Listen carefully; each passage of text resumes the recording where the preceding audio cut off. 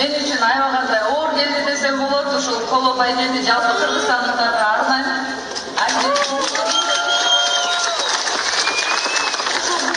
Мага күн сайын мотивация берип, түрткү берип келген ушу менин кыргызстандыктар. Бардыгыңарга терең ыраазычылык билдирем. Кыргыздын кызы болуп төрөлгөнүм аябагандай сыймыктанам.